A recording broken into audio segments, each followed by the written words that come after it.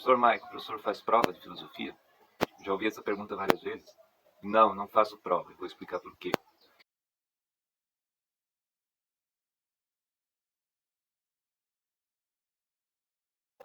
As turmas do terceiro ano do ensino médio, do período diurno, têm 2 aulas de filosofia por semana, enquanto que as turmas do noturno têm 3 aulas de filosofia por semana. Portanto, as turmas do noturno, elas podem ter alguns conteúdos a mais do que as turmas do diurno, certo? E quando aparecer aqui no vídeo esses conteúdos, quem é do período diurno deve entender que, por ter uma aula a menos, talvez não tenha visto esses conteúdos. Por mais que eu tente mostrar os mesmos conteúdos para as turmas do diurno e as turmas do noturno, é lógico que haverá sempre uma desigualdade, porque tem um tempo a mais para o pessoal do noturno do que para o pessoal do diurno. Então, alguns conteúdos podem não ser tão aprofundados no diurno quanto são no noturno.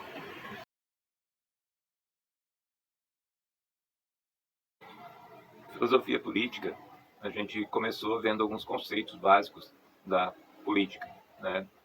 A gente começou pela própria palavra política, que vem de polis, do grego, que a polis era a cidade-estado, era uma cidade autônoma, com suas próprias leis, seu próprio governo. Política significa a administração ou cuidado com as coisas da polis. Então, política, trazendo para os dias de hoje, é a preocupação com aquilo que é da cidade, com aquilo que é público, a gente poderia dizer.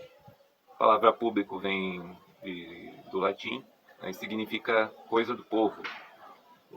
A palavra res pública significa coisa do povo. A política, então, ela se preocupa com as coisas que são públicas, aquilo que não é da esfera privada, mas sim da esfera do bem comum. A gente viu a diferença entre poder e força. Basicamente, força é o uso de algum tipo de violência, seja física, seja verbal, seja psíquica, seja uma forma de coação do indivíduo a obrigá-lo a fazer algo que contra a sua vontade. Enquanto que poder é você, através do consenso, através da influência, você conseguir fazer com que as pessoas sigam as suas ordens, ou a sua vontade. A filosofia política de Platão. Platão parte do princípio de que a alma é influenciada pelo corpo de 3 formas. A parte da cabeça influenciaria dando à alma a razão, a parte do peito a emoção e a parte do estômago para baixo, a parte daria à alma o desejo. Para Platão, existem 3 tipos de caráter: as pessoas que são dominadas pela razão, as pessoas que são dominadas pela emoção e as pessoas dominadas pelo desejo. Para Platão, o governante deveria ser aquele dominado pela razão, e dentre aqueles dominados pela razão, o mais sábio, o mais justo, o mais bom. É essa a teoria do rei filósofo.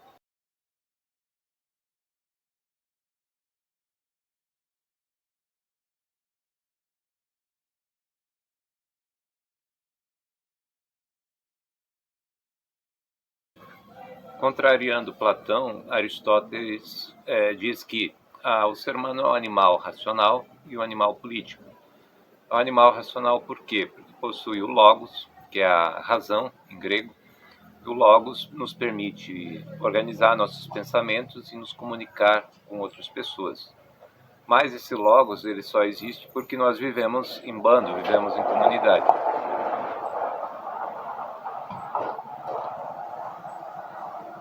O logos só existe porque nós vivemos em comunidade. Logo, nós somos animais políticos. Nós somos animais que vivem na polis, na comunidade. Portanto, para Aristóteles, todos nós temos capacidade de fazer política, todos nós temos a habilidade, independente da nossa capacidade intelectual. Então, a política não se restringe só ao rei filósofo, mas a toda a população. E a busca do bem comum deve ser uma busca de todos, porque só assim a gente alcançaria a verdadeira felicidade, quando todos estivessem bem na sociedade.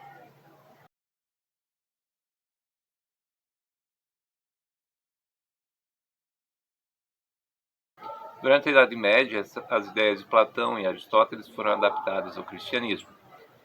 As ideias de Santo Agostinho, elas refletem as ideias de Platão.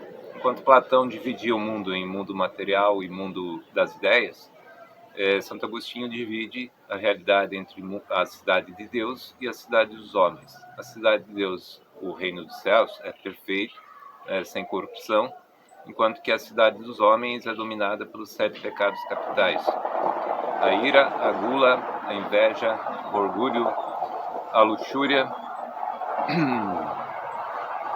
a preguiça e a avareza. Os 7 pecados capitais nos prende ao mundo material, aos prazeres do corpo, às necessidades do corpo, enquanto que a alma deve se orientar para a salvação, aspirando às coisas que vêm da cidade de Deus.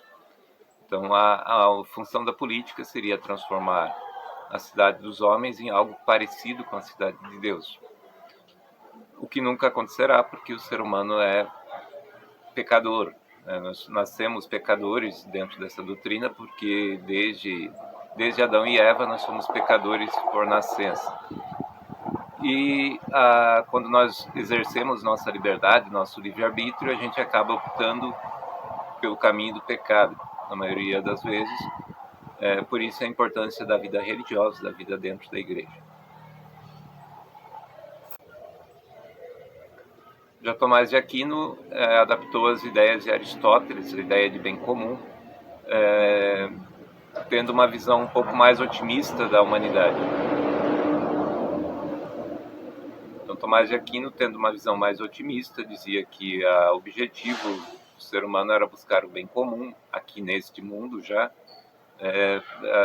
e esse seria um caminho para a salvação da alma, para o mundo da cidade de Deus ou do reino dos céus. Então, Tomás de Aquino concordava com Aristóteles de que somos racionais e somos políticos por natureza, e que isso nos faz aproximar de Deus, do Deus como causa primeira ou causa inicial de tudo que existe e de tudo que se mantém.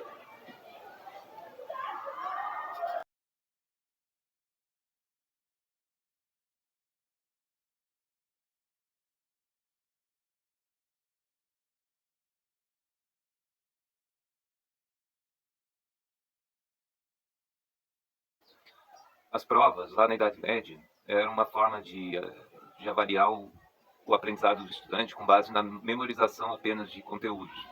Então, o mestre, o professor da época, ele dava um certo conteúdo que o estudante precisava memorizar, e na hora da prova, que era oral, ele deveria recitar, palavra por palavra, vírgula por vírgula, aquele conteúdo. Então, eu sou avesso a essa ideia de prova nesse sentido. Mas eu faço variações. Na variação, outros fatores são colocados em foco. Eu analiso a reflexão de vocês, a capacidade de crítica, a capacidade de propor novas ideias, ideias originais, a abertura ao debate, a argumentação, esses fatores que vão ser avaliados na avaliação de filosofia. Mas então memorizar não é uma coisa boa? Ou no senso comum, o popular decorar, o decoreba, não é uma coisa boa? Vamos lá, vamos fazer uma comparação com a matemática. É muito útil a gente decorar a tabuada. Quando for necessário fazer um cálculo, a gente sabe de cor multiplicar um número pelo outro. Mas isso não significa, saber a tabuada de cor não significa que eu tenho habilidade, que eu adquiri a habilidade de fazer um cálculo de divisão ou de multiplicação. Da mesma forma, em filosofia, é importante saber em que ano Sócrates nasceu, em que época ele viveu. É importante quando a gente trata do contexto histórico para entender suas ideias, sim. Mas não é um conhecimento vital, ou não vai me dar uma habilidade específica na minha vida prática. E eu, como professor de filosofia, eu sempre procuro trazer para a vida prática, para a vida real, as ideias dos filósofos, por mais antigos que eles sejam. Então, nos interessa, na avaliação de filosofia, adquirir habilidades, adquirir saberes que vão ser úteis no nosso dia a dia.